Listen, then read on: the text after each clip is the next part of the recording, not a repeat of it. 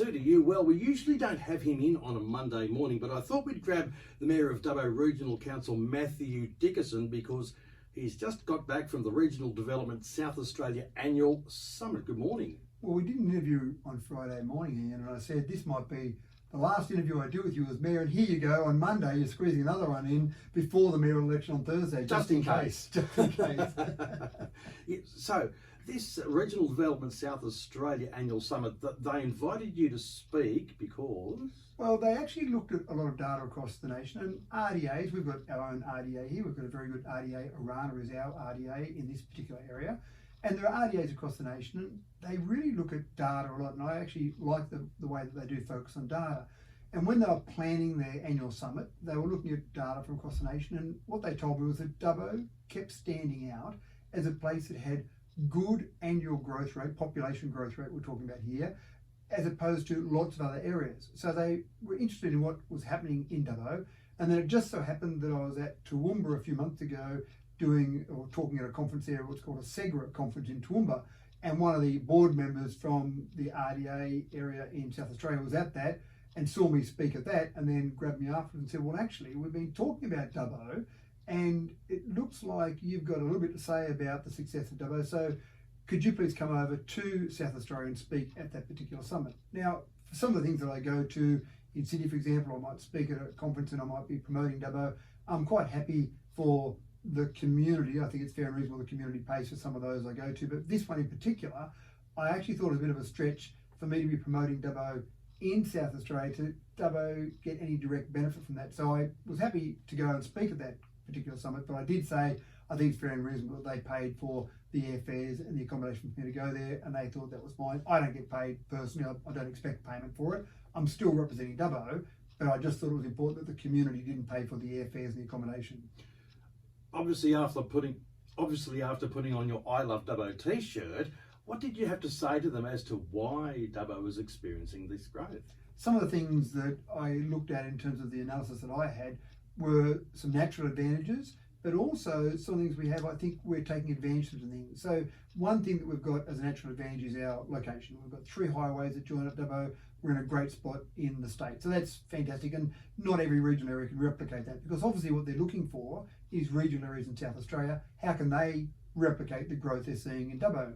We've also worked hard over the years, and this is something you can work hard at from a strategic or long-term point of view. We've worked hard over the years in making sure we've got good diversity in our employment. So number 1 employer in Dubbo is health and social services. Number 2 is retail, which blows people away that retail is so high on the agenda there. Then we've got things like public admin, we've got education, we've got construction, even accommodation and food services is quite high in Dubbo, higher than the state average as an employment sector.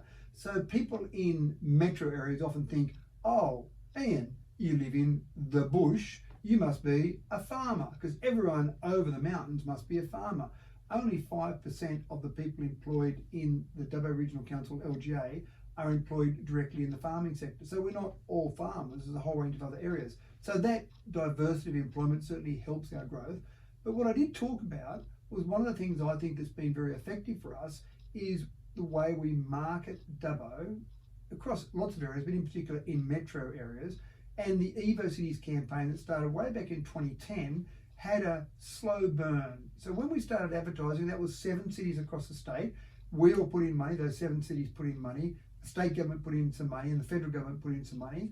And then we promoted Evo Cities in metropolitan areas, mainly Sydney, to say things like, you're sick of the congestion in Sydney, then look at an Evo City. You're sick of expensive house prices, then look at an Evo City. The pain points people had in Metro Sydney, well, we don't have those same pain points in a regional city like Dubbo, and again, there were 7 cities in that campaign.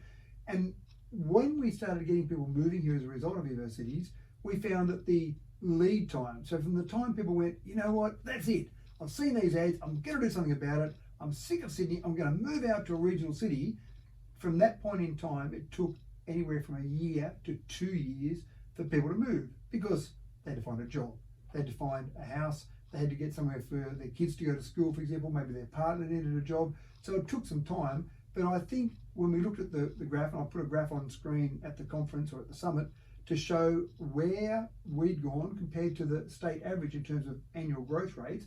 And it started off 10 years ago still below the state average, but then it built above the state average and certainly jumped up well and truly above the state average. And then during COVID times still stayed above the state average, but then we started to run into the next problem, which was obviously a lack of housing. Lots of people want to be here, but there's not enough housing for them. So that whole idea, they love that idea, speaking to people afterwards, they love the idea of promoting regional areas and promoting regional areas for the advantages that we all know that we've got in regional areas, but metropolitan areas don't always know. And in fact, some people in metropolitan areas don't even think there are jobs in regional areas. Typically, unemployment rates are lower in regional areas than in the big smoke. Have you found, as a combination of both the Evo cities advertising and then COVID and a lot of people discovering regional areas or wanting to go to regional areas, that has actually helped to continue this growth, the COVID part of it? Absolutely right. And I think Evo Cities was very effective when we were running that campaign, but I don't think we would have had as many people move to regional areas during COVID if there hadn't been that campaign beforehand. So I think it was one of those things where you're doing all the work and all the marketing, but you don't see the results of that immediately. Now, COVID was still a terrible thing. Many people across the world died. So I can't say that what a great thing COVID was. But in terms of relocation to regional areas, when you had all that marketing beforehand, when you started to get people to think about reasons you might go regional, and then COVID came along, that was sometimes the trigger. That might have been the straw that broke the camel's back. If we hadn't have planted the seed beforehand, I don't think we would have got the same results. That's too right, because in advertising, quite often it's called presence of mind, and there are certain, I'll use this example of insurance companies. We know who they are because they advertise constantly. We may not need them today, but when we do come to need them, we've got presence of mind of that brand, and perhaps that's where Dubbo went as far as the Evo Cities campaign went. I'm going to steal that term. So Evo Cities, Ian, had the presence of mind for people in Sydney, so when they then did need it, absolutely right. So I love the concept, and I absolutely agree with it. There are some products you see advertised where they're trying to get you to buy that product today. It might be food. You need food every day, so you might be trying to buy that. But insurance company is a perfect example. You don't need that every day, but you want that presence of mind when you do need it. So we were planting that seed, and we had some very good companies that we were engaging with during Evo Cities to do some of our marketing, and I'm sure they would understand that concept much better than I do. So they were certainly planting that seed, creating a presence of mind, and then when it was needed, people went, I remember seeing some stuff, I might go and look at one of those Evo Cities. And then we've grown Evo Cities out to be regional cities, New South Wales now, so we've got 15 cities rather than the original 7, and we're not marketing them as hard as we used to, but maybe there's an opportunity now to start really ramping up that marketing again. Also, while you're away on Friday, something else popped up too. Rex Airlines have said it's being forced to make further reductions to its regional network as the major carriers continue their pillaging of Rex's pilot group. What do you say about this? Yeah, this is certainly disappointing, and I've got a lot of time and respect for Rex. They do serve an incredibly important role in regional areas. Now, the announcement came through and said that there were 7 cities, 7 locations across, not all cities, 7 locations across New South Wales. They were going to reduce the services, and 1 location they're going to suspend services altogether.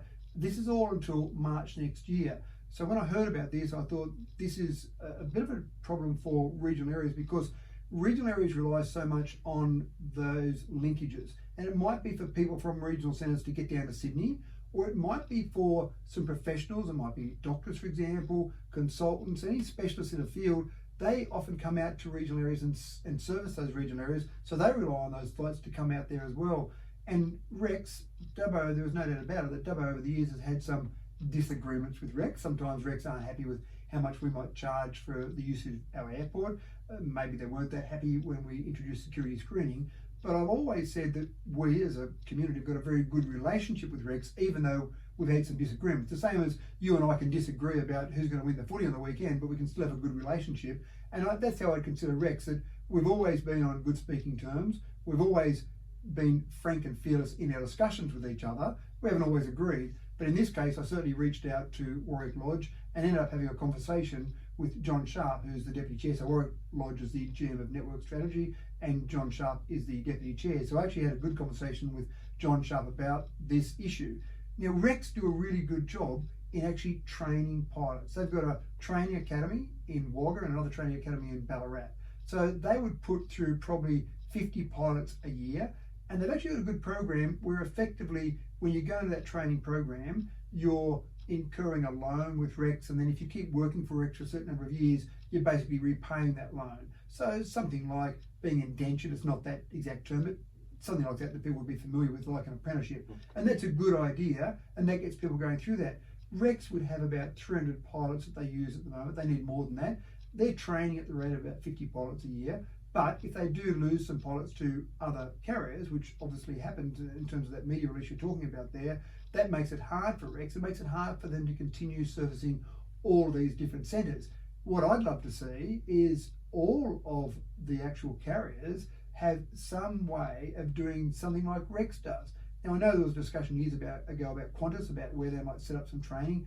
I think they do a bit of training out of Toowoomba, but I don't think it's actually Qantas owned, Qantas run. I think it might be some sort of contract out to a third party there. I don't think Virgin do any specific training, not sure about Jetstar. It seems like Rex is the only one really focused on pilot training because they need to do that. I actually like what they've done in reducing services, and don't get me wrong on that, I don't like the fact that they've reduced services, but I like the fact they've said we want to continue to maintain our on-time reliability, we don't want to be cancelling services. The way for us to do that is to reduce the number of scheduled services so we can continue to do that. And if you look at the results from August across the nation, Rex had the best on-time performance and the fewest percentage of cancellations. So they've got a good reputation around that. They want to maintain that reputation. But I hope, they said this is only temporary till March, I hope they get it right because we need Rex in regional areas. As you said there, Warwick Lodge did say that unlike other carriers, they prefer to reduce the scheduled services so their passengers can be assured of fewer disruptions and more reliable services. There was another major carrier that was selling dead flights, wasn't it? And that didn't go down too well for them. No, that's right. And I actually do find it when I'm at somewhere like Sydney Airport, any major airports I've been at recently, when I'm at those airports, I do hear announcements going through saying that the flight to some particular place has now been cancelled. And I always feel for people there because you're at the airport, you're ready to go somewhere, and then a flight cancellation comes through where you hope there's another one after that. There may not be another one. There may be somewhere you've got to stay overnight that can throw your whole schedule into chaos. At least if you know the scheduled services and you've got more confidence they're going to run, you can plan around that. But again, Rex do serve a really important role for regional New South Wales. And Rex, because they've got a smaller plane, they've got a Saab 340B, a 34-seater, because they've got a lower cost base, they can often service smaller communities more so than some of the larger carriers. So I think Rex do serve a really important purpose in regional areas. I hope they can get it back up and running. I hope they can get the pilots they need. But I don't know what the government can do in terms of helping services, but I really would say to all the airlines, do what Rex is doing and train your own, but it still takes a while. It probably takes a year from when someone enters that Rex training academy before they're sitting at the front of a Saab 340B, not in the captain's seat. Probably takes 5 years before they're sitting there in the captain's seat, but it takes a year for them to get through. So obviously that's their plan, is to get more pilots through their training academy. Well, effective from the 30th of October, a number of routes are affected, including Sydney Albury, Sydney Coffs Harbour, Sydney Griffith, Sydney Narrandera, Sydney Orange, Sydney Parks and Sydney Port Macquarie. I believe that services will be completely suspended between Sydney and Armidale. We've been quite fortunate here in Dubbo, haven't we? Well, we've missed out on that. That probably comes down to our patronage. So obviously people are using Rex, which is fantastic. I actually flew on Rex last Thursday night when I had to get down to Sydney to get across to Adelaide on Friday. So I think one of the things there that's important is that some of those communities you're talking about are fairly large communities. When you talk about places like Coffs Harbour, you talk about places like Albury, there's fairly significant terms of size there. And again, it's really tough for any of those communities that are relying on Rex for the majority of their services. Dubbo is very well served by both QantasLink and Rex, so we're very fortunate in that scenario. But again, it would have an impact. I imagine you start reducing flights from one carrier, prices can go up, or just the ability for your community to be serviced will be impacted as well. So again, I'll continue to talk to Rex. If there's anything we can do, and I'm probably more wearing my Regional Cities New South Wales hat more than my Mayor of Dubbo hat when I'm talking to Rex. But I did say to both Warwick Lodge and to John Sharp, if there's anything that they can see that we can do, whether it's a lobbying effort that we can do, anything that we can make sure that Rex continues to be able to service regional communities, then certainly we're happy to do it. Mayor of Dubbo Regional Council, Matthew Dickerson, thanks for your time this morning. So this is definitely the last one before the mayoral election.